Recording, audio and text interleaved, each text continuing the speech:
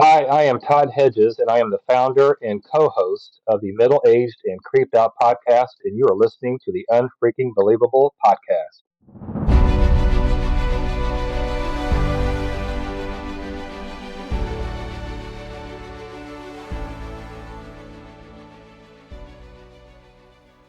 Welcome to another exciting episode of Unfreaking Believable. We invite you to pull up a chair, relax, and join in for the next 30 minutes or so as we bring you guests who will share with you the moment that made a difference in their lives. And it's all because of that one inciting incident. We believe that life is infinitely stranger than fiction, stranger than anything the mind can invent. You might even say, it's unfreaking believable.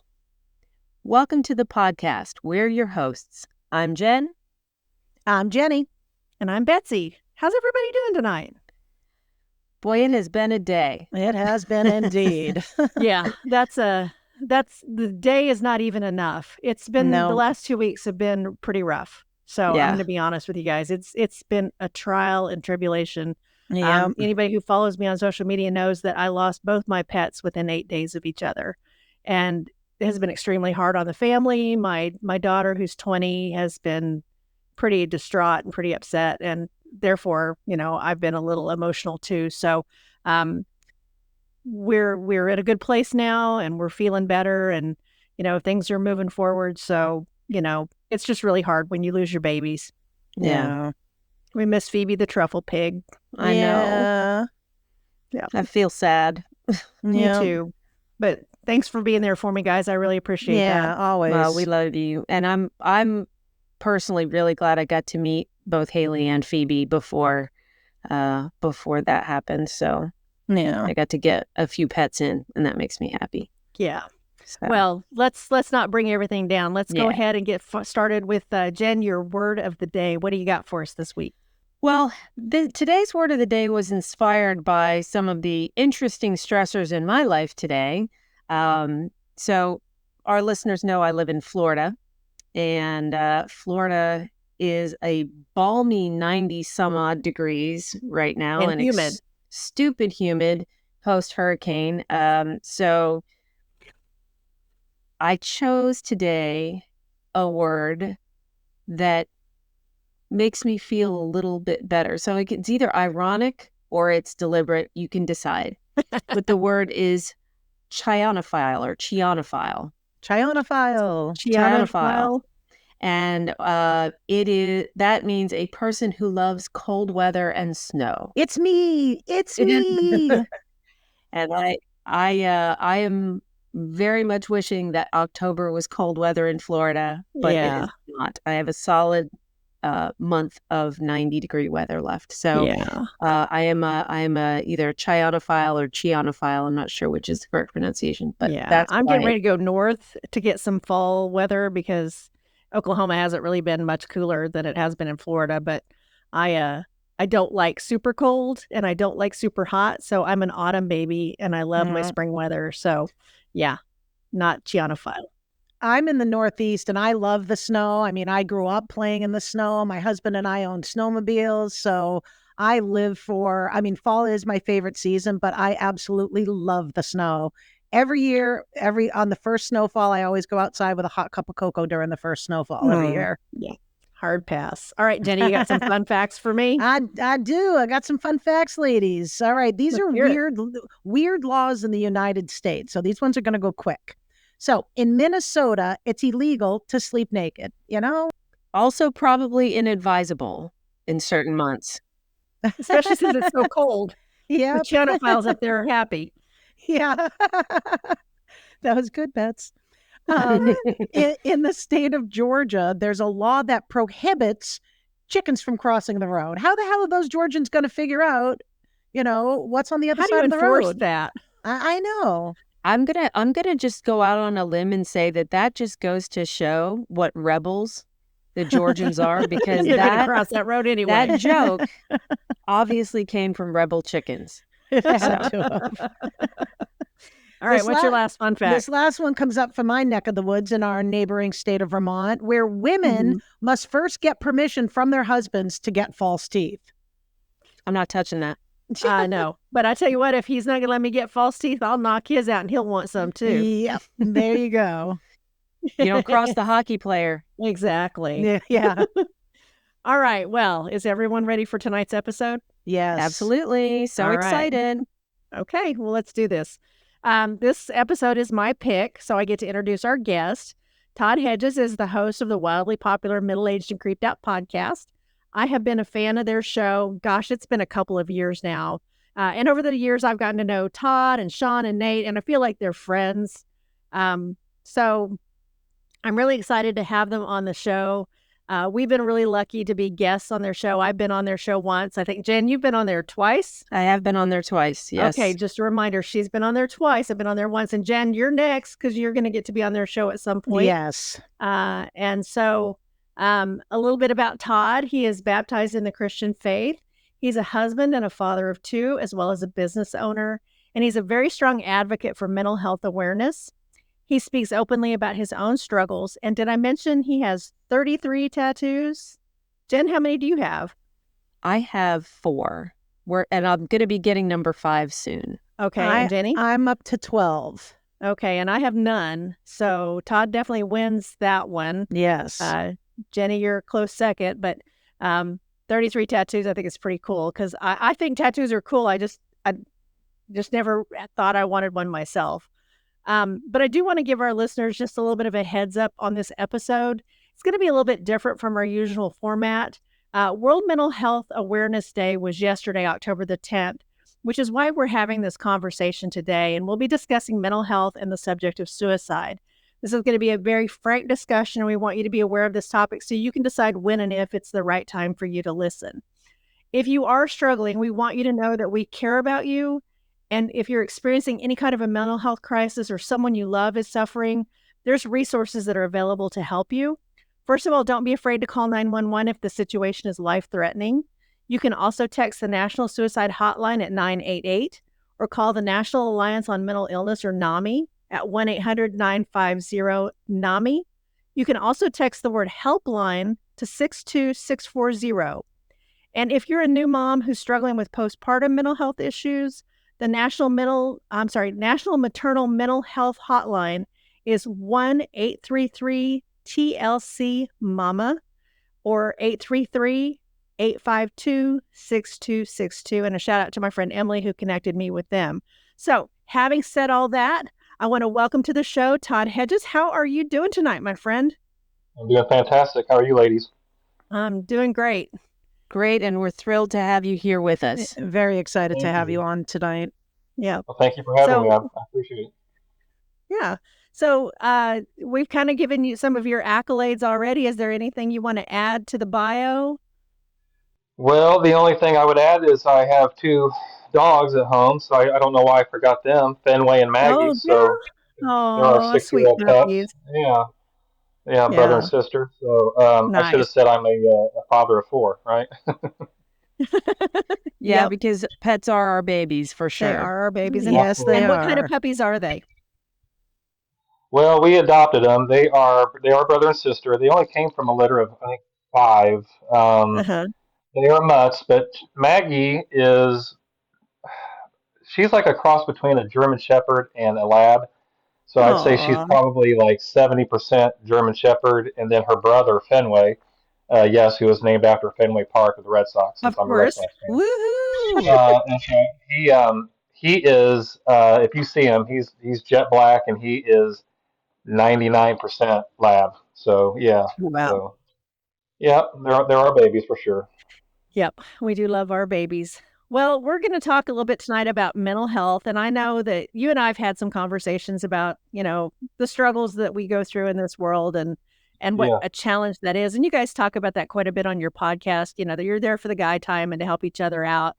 And I have always kind of been an advocate for mental health, but not to the extent that you guys have been until I started listening to your show. And I have to say that it really kind of influenced how much more often I talk about it with, I do safety consulting and talk to businesses about mental health in the workplace. And I actually had a conversation today with a speaker who talks about mental health for the police departments. He does all the post incident counseling and things like that. So why don't you tell us a little bit about your personal journey and what you went through to find help and how you've managed through it?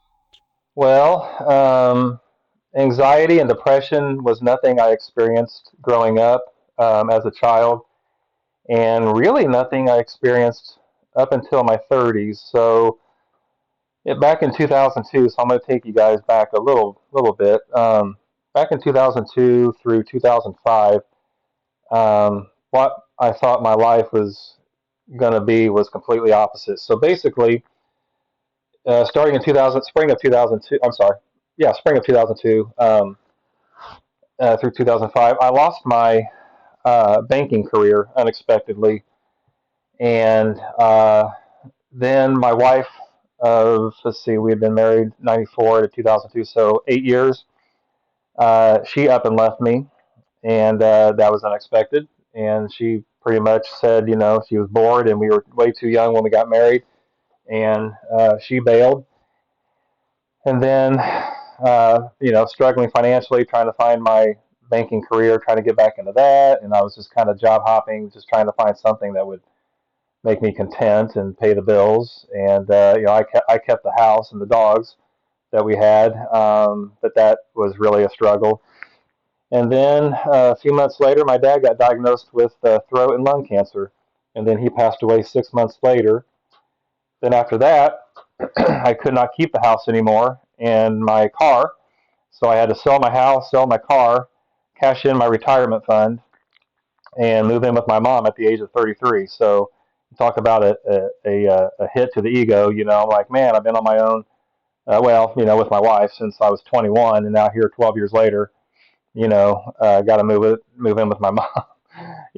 And I never seeked. The problem with all that is I never seeked counseling, Right. and I never got on any type of medications to help level me out. So here I thought I could, handle all that, and it was just devastating. I mean, I've been married. I had a great career since I was 18 years old, and making good money without a college degree. And my dad, who along with my mom are my superheroes, and now he's diagnosed, and then he's gone.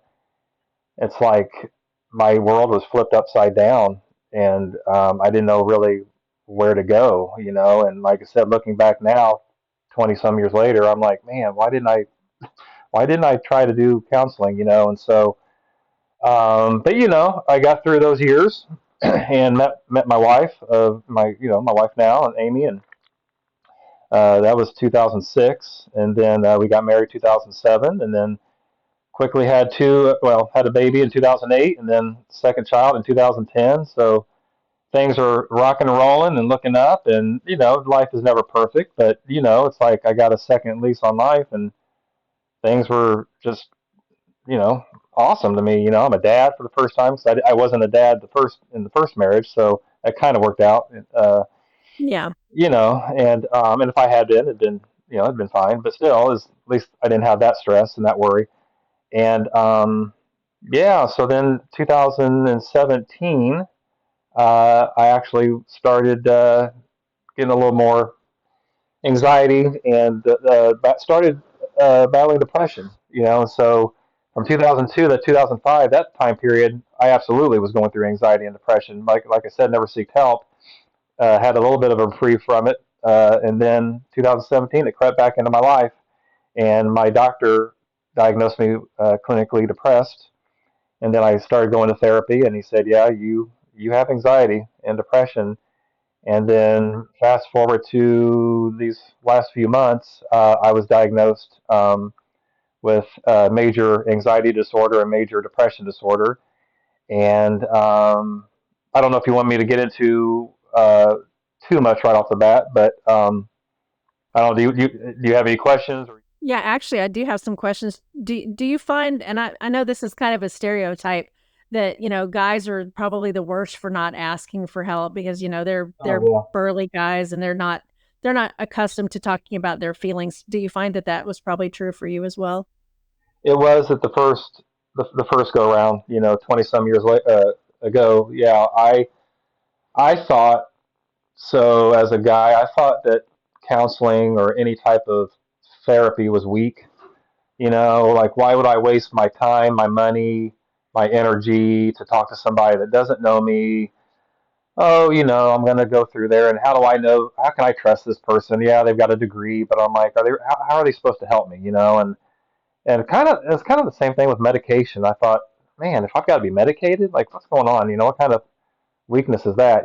So I had that attitude in my early 30s, and then obviously years later, that changed my, I changed my tune.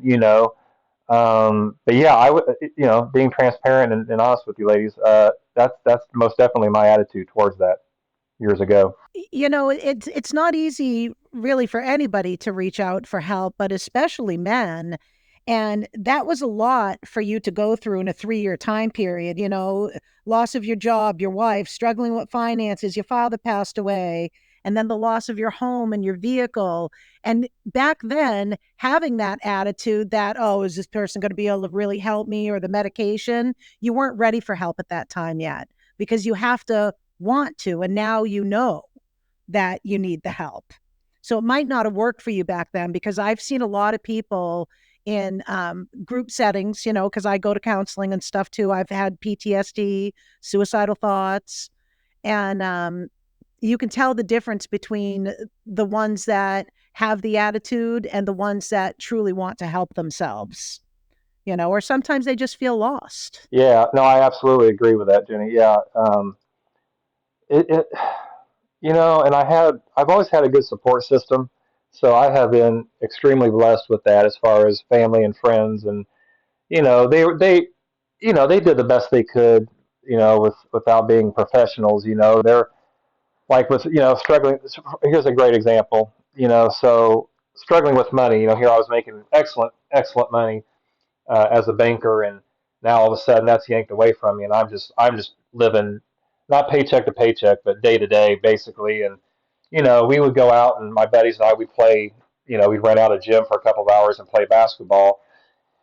And a good buddy of mine, Eric, he would offer to pay. It was like $5. Nothing expensive to chip in to rent that facility. But yet he knew $5 to me was like $50 or 500. And so he would offer to pay the $5, or afterwards we'd get done. It'd be on a Thursday, and we're like, hey, let's go out. Let's grab a bite to eat. And I would go because I want to hang out with my buddies, but I didn't want to eat. And he'd pull me to the side and say, hey, look, whatever you want, it's on me. If you want drinks, if you want, along with the food, don't hold back. He's like, I want you to enjoy the time with us. He's like, don't worry about it. I will cover it. And I was like, oh my gosh, that's so awesome. I'm like, no, you don't have to do that. But that's the type of, and I had other friends. That's a good friend. Yeah, actually, and because he wanted to, he knew I was prideful, and I didn't, he didn't want to embarrass me, and he didn't want me to feel bad. But he didn't want me to like not be a part of the evening or be a part of the group. And so that was just an example. But I had other friends, and like my mom and dad. My microwave went out one time when I still had the house. And as a bachelor that doesn't really know how to cook, I mean, I can put stuff in the oven and I can fry some stuff on the skillet, but as far as like really cooking, I have no skills whatsoever. But so the so the microwave to me was a big deal, and so my microwave went out, and I'm like, oh man, I don't have the extra money to go out and buy a microwave. And so just in conversation, I was telling my dad, I was probably griping at the time, and he came over on a Sunday with a box. I go, what do you got? And he's like, got you a microwave. I'm like, oh my gosh, Dad. So my mom and dad, so I have support, and like I said, and they would pep me up, and they give me pep talks, and they would try to listen the best they could. But you can only spill so much, and and like I'm the type of person, I'm like, I don't want to burden people all the time with my problems or whatever, and so that's kind of how it was 20 some years ago. And then but you learn, like, what, talking about it does help. Setting aside your ego is what you have to do, and you have to seek out professional help, because that's why they have degrees. That's why people get in this business, to help people such as myself and other people that they need to know kind of why is this happening, or what how learn coping skills. People don't have coping skills, and I had terrible coping, and I still do. I'm getting better, but I could definitely do better on my coping. I tend to catastrophize things, and I have a bad temper, and that's part of my issue. So when something sets me off, or someone, or something doesn't go my way, I'm like, here I am, 53 years old, and I act like I'm five, and just because oh my gosh, it's the end of the world, and or a lot of the times, I don't know about you ladies and our listeners out there, but I tend to stress and worry so much that I build up this scenario or this story in my head, and it hasn't even happened yet, or it might not even happen at all. Like, do you guys find yourselves doing that? Yes. Oh, yeah. That is the classic catastrophization. I think there's some of that. Yeah, definitely. Todd, if I might ask a question, and feel free not to answer it if you don't want to. It depends on how much you want to share. But again, having myself battled with mental health issues, a lot of people who struggle with anxiety, depression, PTSD, we seek out other ways, to cope, and non-healthy ways. Like myself, I drank a lot of alcohol and ate way too much food, which was not a good coping mechanism at all. But I also, like you, passed up therapy the first time because I didn't think it'd help either. So I'm just wondering, did you find yourself getting involved in risky behaviors while trying to cope back then without getting professional help? No, and yeah, ask me questions, and I'm pretty transparent and honest. I'll do the best I can to answer any questions, because I think if I'm going to be open and honest, maybe I'm willing to do that to, I mean, to a certain point, to help. I mean, this is what it's all about, right? So people listening, maybe they hear something that I say and they're like, man, he's willing to say that or admit that or whatever. So yeah, but I do appreciate you asking me ahead of time. No, so here's the thing. I when I drank alcohol, in my 20s and 30s, I was a very, very light drinker. Like, I don't like hard stuff. I hate beer. I would drink like mixed drinks, and so I would drink my buddies would tease me the foofy whatever you call it, the frou drinks. But I know alcohol never grabbed me. I've never, still to this day, I've never had a cigarette, and I've never used an illegal drug. I never went that route. Right on. Not a gambler, other than fantasy football, or maybe an office pool, something like that.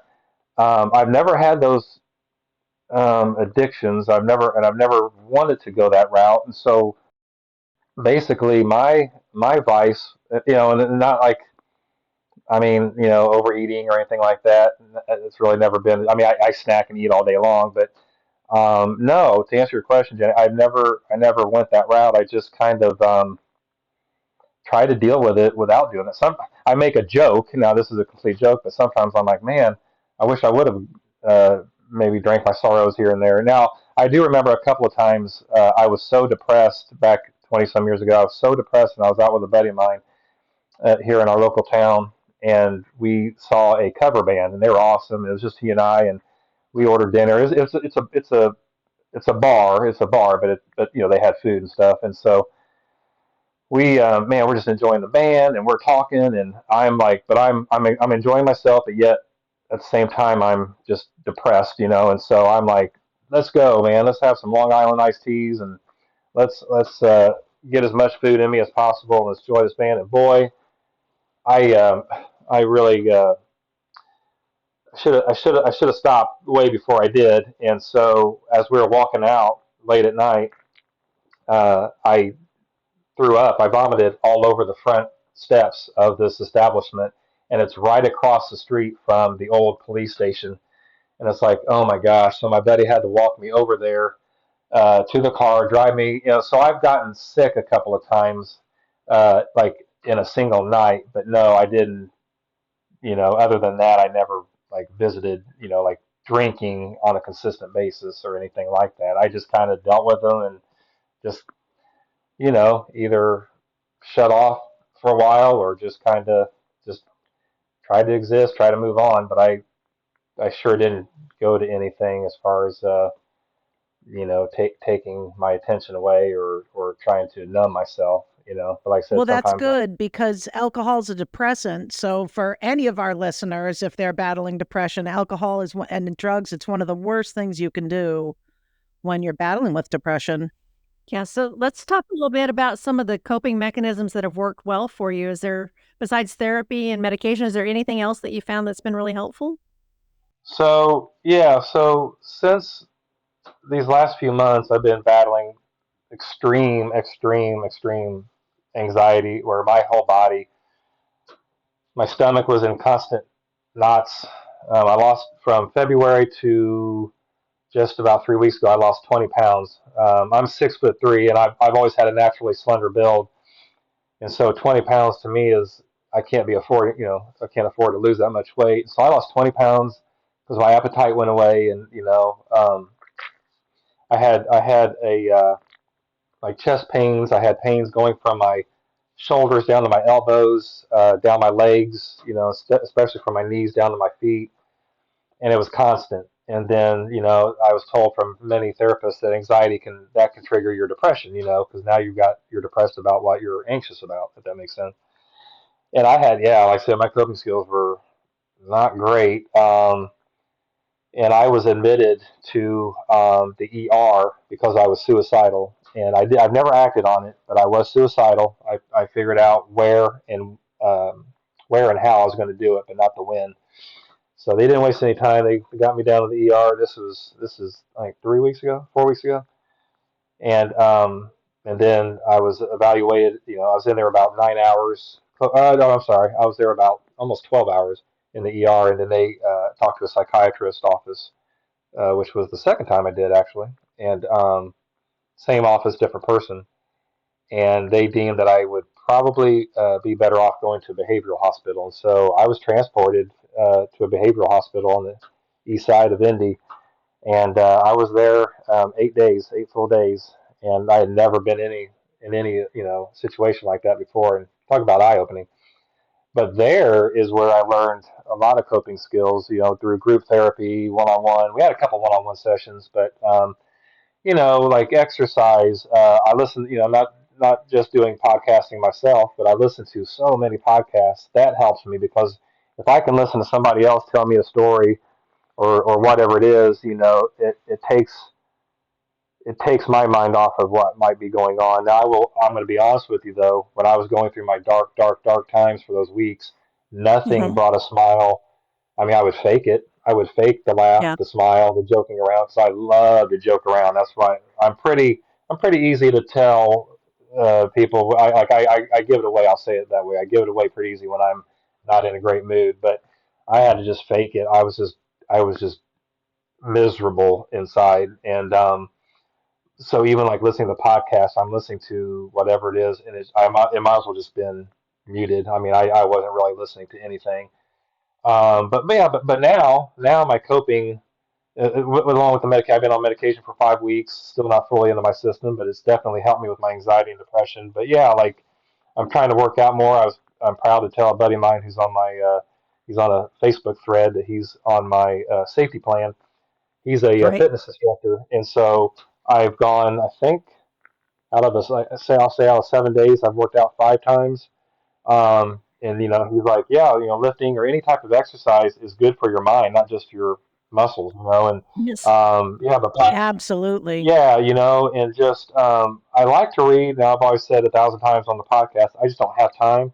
Well, I have more time, and so I'm trying to do a little bit more of that. I'm trying to study, scripture, anything and everything that's positive that I can get my mind off of my troubles. So, I've heard grounding. I don't know if you've heard of grounding, but Mhm. I've never heard Yep. of it until I was in the behavioral.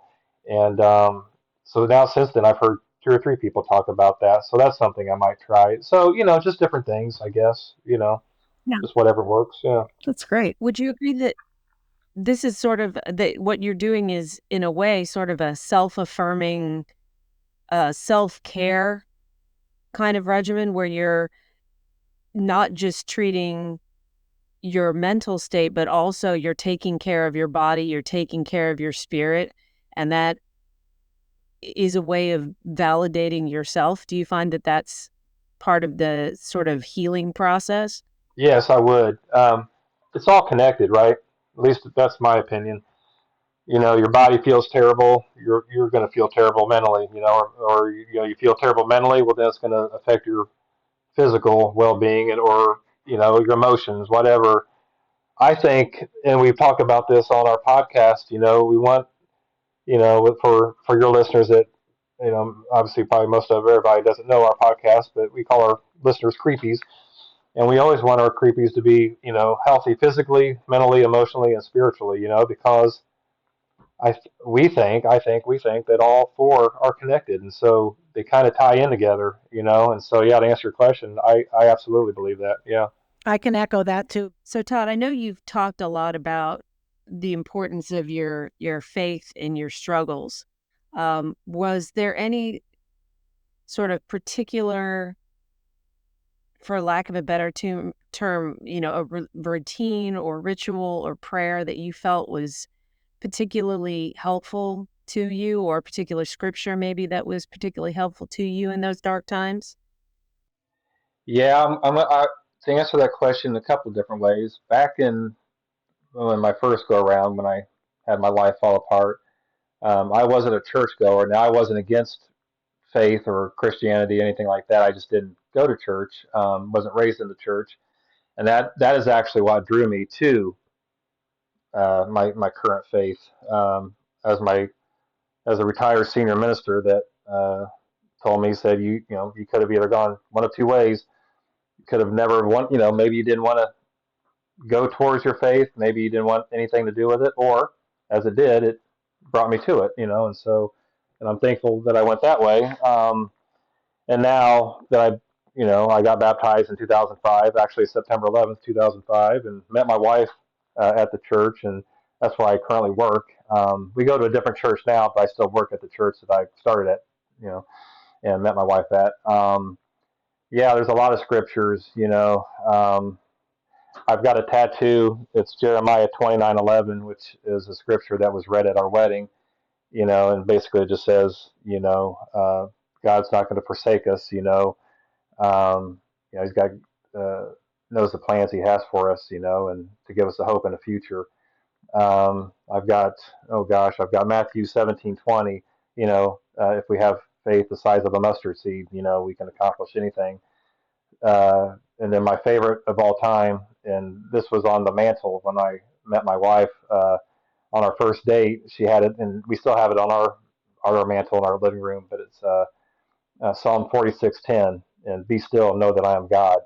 And it gives me goosebumps actually as I'm talking about this, because I'm Todd, not God, that's for sure, and I can't handle everything myself. Where I used to all those years, I thought I did this and I did that, and I'm the one that accomplished this, and I'm the one that and so I realized real quick that yes, I did those things, but it was through the strength of Jesus and the strength of God and my faith, before I even knew I had faith, they gave me the abilities and the skills and things like that. So where I thought it was just myself, and so now, being 53 years old, I know where all that comes from, and so now I can really embrace the Christian faith, Scripture, and maybe I can pass it on to somebody else. Maybe whether they're believers or not, or maybe they're just, they're kind of passive, and so, and I think that's kind of what we do as people. Even take the faith thing out of it. You go through something. I had a good friend I've known since sixth grade. He's been one of my best friends. His wife left him. Did the old hey, he was gone for a couple of weeks, and when he got home, she was gone. And so he knew that I had gone through a divorce, and so I was the first one he contacted. So, yeah, you kind of learn that you go through some stuff you don't really want to do, you don't want to experience, but yet maybe you can pass on the wisdom and advice and help those that maybe are going through what you have. And so, and then, like I said, especially with scripture and faith, that's even bigger, that now you can Yeah, give them something more important so than just that's normal fantastic. advice. Yeah. Yeah, yeah. So I hope I answered that question Yeah. right. I'm not sure. You get it. Perfect. So I know our discussion's been a little bit on the heavy side, but I know you have an unfreaking believable story to share with us. So are you ready to tell our audience? Absolutely. Yeah, yeah. All right, the floor is yours. Take it away.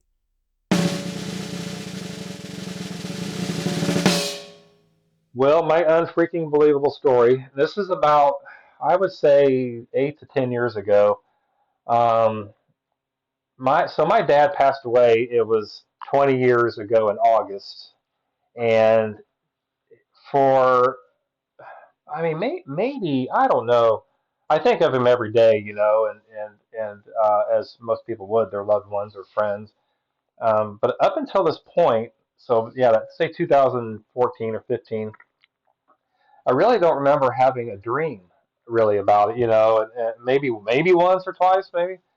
But this particular night, this dream I had, so my wife and I and our kids, I would get like not season tickets, but like mini packages for our AAA baseball team here in Indianapolis, and we just have a blast, And so we get the tickets, and I grew up going to Indianapolis Indians games with my dad and my brothers and my buddies, and so anyway, I had this very vivid lucid dream that my wife and I and our kids were sitting in the stands, and it was between innings, and I decided I'm going to go up and go to the concessions, and when I did, I'm walking through around the corridor, around the walkway, and oh my gosh, I see my dad. And now this whole, I mean, I can smell the field.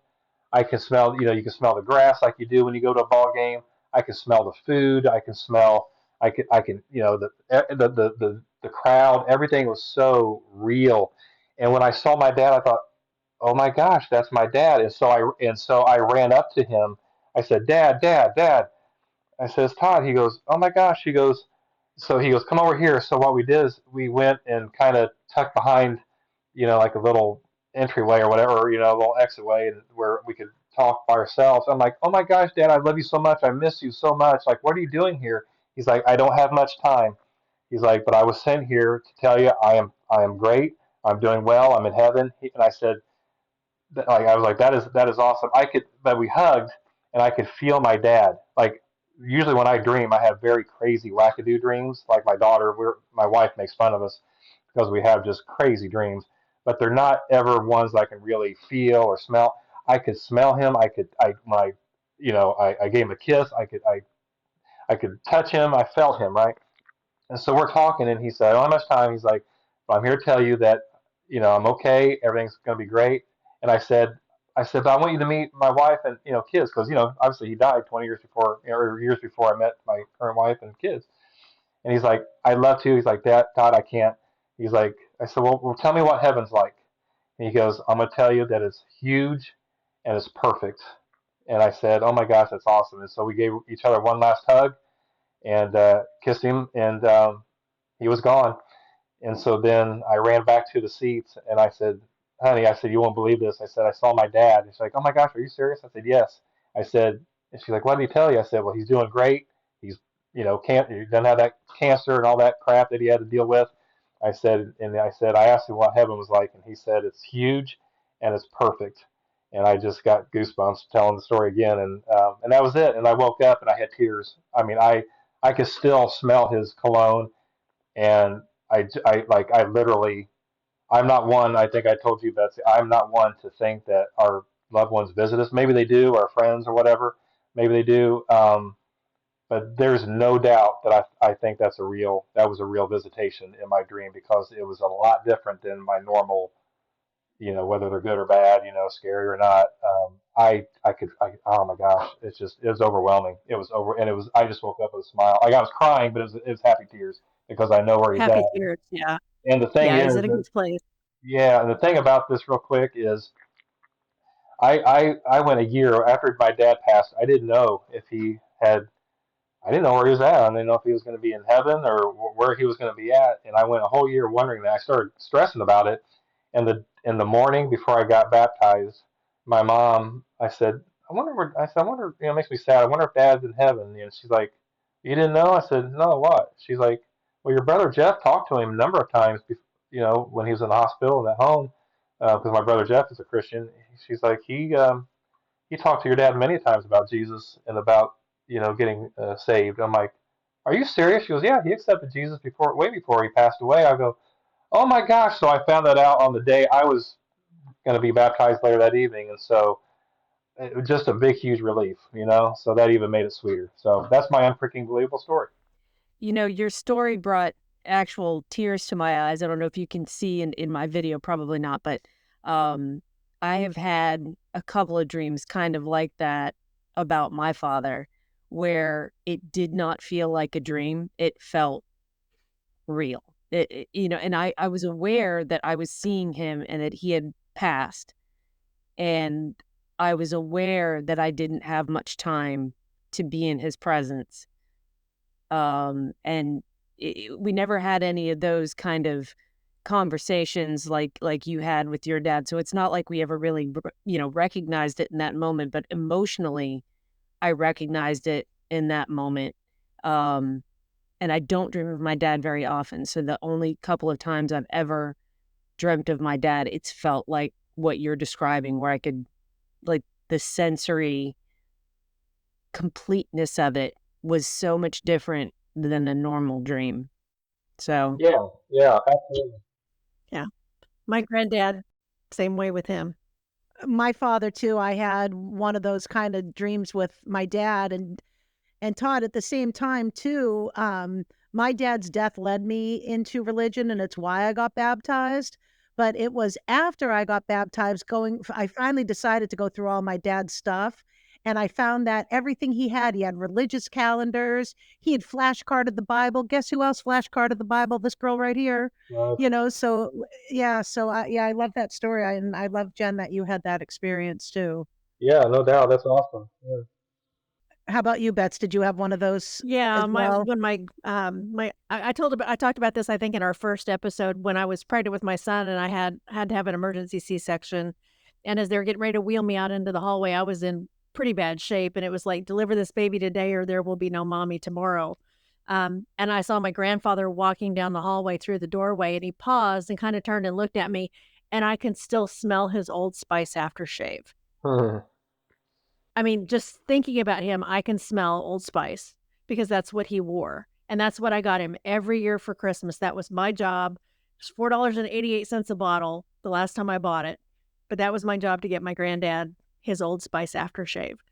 And I think he was there to tell me that I was going to be okay and that there was going to be a new little baby in the world that looked just like him. So, yeah, it's one of those experiences that's so surreal, and it catches you off guard because you're not expecting that. So, yeah, I can share in that a little bit in that unfreaking believable story. I didn't get to talk to him either, but it was just that knowing look that he always gave me, so, yeah. Yeah, Betsy, my dad wore Old Spice, and that's exactly what he wore. And I could smell that in the dream. And Yeah. and like you just said, I could smell it thinking about it now. And I'm like, I know that smell. And like I said, I actually had a dream about 2 weeks ago of my dad. That was the first time since whatever, just say a decade ago, which is really weird. Like I said, I think about him all the time, and I say things that he used to say, or I'll tell my kids stories about him, and so I want them to know about their grandpa and what type of man he was. But I had a dream about him, and it wasn't that lucid, vivid. It wasn't that realistic. I couldn't smell him. I couldn't touch him. I couldn't, you know.